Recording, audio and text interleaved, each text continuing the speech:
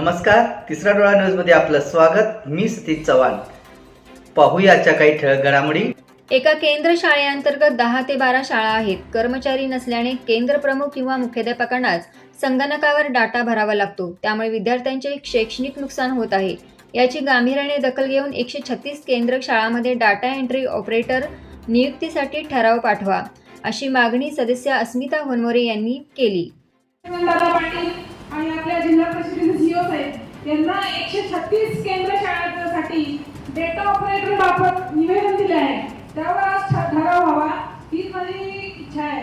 आणि सध्याची गंभीर समस्या अशी आहे की आज एका केंद्र शाळेअंतर्गत 10 ते 15 शाळा येतात। मी पुन्हा सांगते, तब्बल 10 ते 15 शाळा येतात। त्या सर्व शाळांचा UDSI शिष्यवृत्ती, आधार आणि पोषण आहार निकालाचा डेटा फक्त केंद्र प्रमुख आणि शिक्षकांना भरावा लागतो आणि परिणामी विद्यार्थ्यांच्या गुणवत्तेवर परिणाम होतो।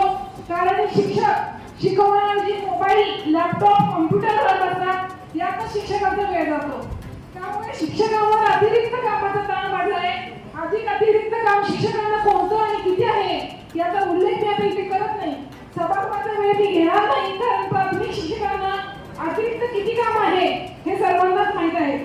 त्यामुळे महत्त्वाचा उपाय आणि हे सांगायचे, फायदा हा सांगायचा की मला सर्वात महत्त्वाचं म्हणजे पगार शासन करणार आहे। त्यामुळे ठरावासाठी आज मागणी आहे की म्हणून आजच्या जनरल बॉडी हा ठराव मंजूर करावा पाहिजे। यूट्यूबवर सर्च करा तिसरा डोळा। तिसरा डोळा चॅनलला सबस्क्राईब करा।